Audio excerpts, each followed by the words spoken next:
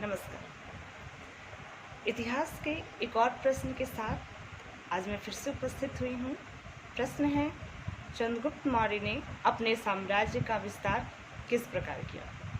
चंद्रगुप्त मौर्य मौर्य साम्राज्य की स्थापना और मगध की गद्दी पर 322 ईस्वी पूर्व में विराजित होता है। उस समय वो नंदवंश, जो कि मगध साम्राज्य में पहले से विराजित था या पहले से शासन कर रहा था, उसके अंतिम शासक घनानंद को परास्त करके मगध साम्राज्य को आधिपत्य में ले रहा है।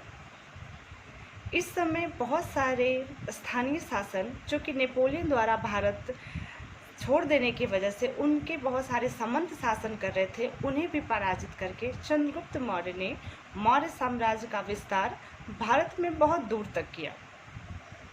चंद्रगुप्त मौर्य के शासन विस्तार का सबसे ज़्यादा श्रेय कौटिल्य या विष्णुगुप्त को जाता है, क्योंकि वह उनके प्रधानमंत्री थे और उन्होंने मौर्य साम्राज्य के विस्तार में चंद्रगुप्त को बहुत अच्छे परामर्श दिए एवं अर्थशास्त्र जैसे बुक लिखकर चंद्रगुप्त मौर्य को बताया कि शासक को किस प्रकार शासन करना चाहिए।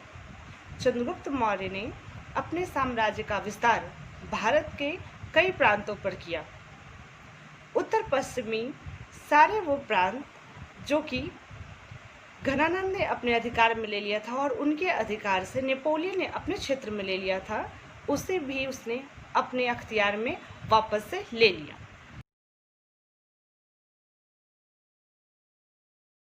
चंद्रगुप्त मौर्य के साम्राज्य विस्तार का वर्णन हम एक एक करके करते जाएंगे।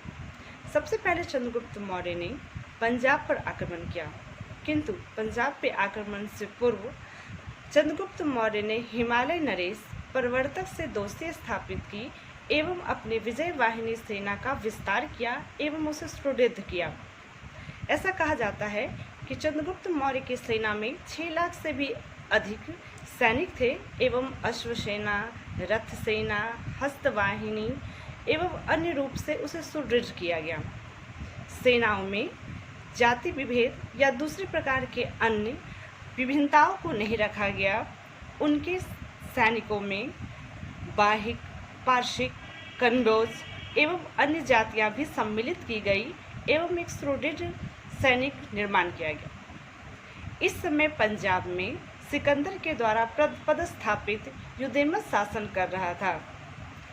324 ईस्वी पूर्व आक्रमण किया गया पंजाब में, किंतु ऐसा लग रहा है कि 317 ईस्वी पूर्व ही जाकर चंद्रगुप्त मौर्य ने पंजाब पर आधिपत्य स्थापित कर पाया होगा, क्योंकि इसी के आसपास पश्चिमी पंजाब से युद्धेमस, जो कि वहाँ शासन कर रहा था, उसका विस्थापन वापस यूनान की ओर होता है। अतः ऐसा लगता है कि 317 ईस्वी पूर्व के आसपास चंद्रगुप्त मौर्य ने पंजाब को अपने आधिपत्य में ले लिया और अपने साम्राज्य का विस्तार पंजाब से लेकर सिंध तक स्थापित किया।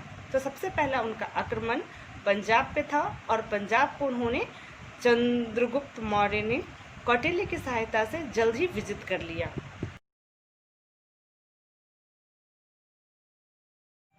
चंद्रगुप्त मौर्य ने केवल उत्तरी भारत में ही नहीं बल्कि दक्षिणी भारत पर भी अपने साम्राज्य का विस्तार किया।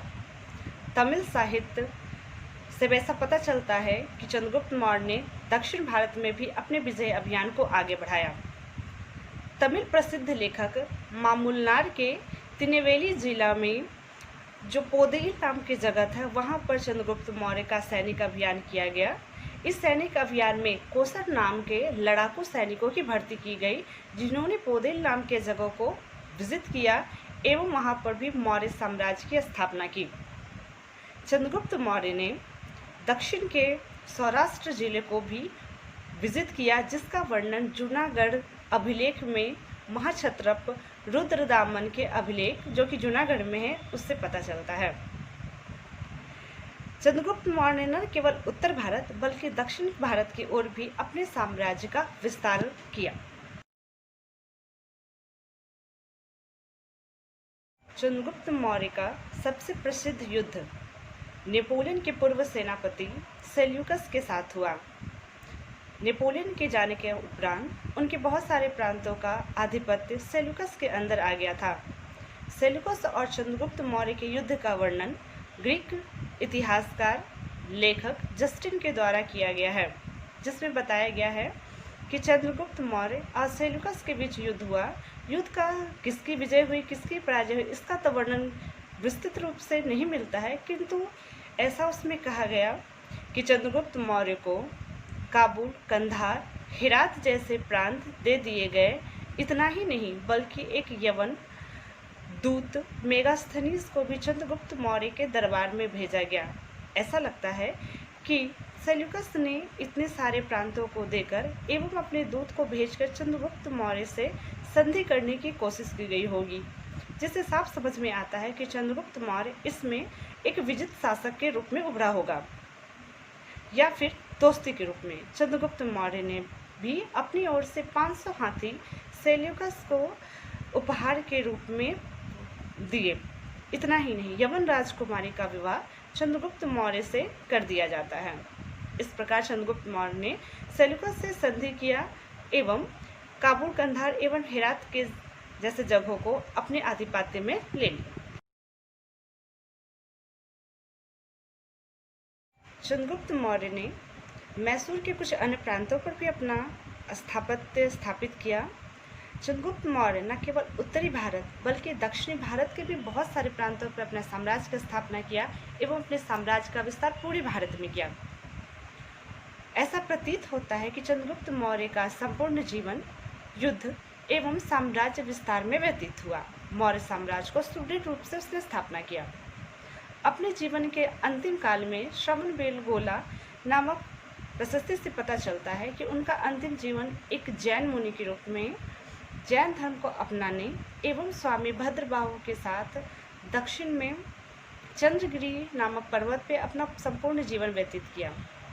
अपना अंतिम जीवन उन्होंने उपवास के द्वारा शरीर त्याग किया एवं अभी भी चंद्रगुप्त बस्ती नामक का मंदिर श्रवणबेलगोला में आपको मिल जाएगा, जो उसके शौर्य की कथा कह रही है। इस प्रकार हम देखते हैं कि चंद्रगुप्त मौर्य ने अपने साम्राज्य का विस्तार उत्तर भारत से लेकर दक्षिण भारत तक किया। धन्यवाद।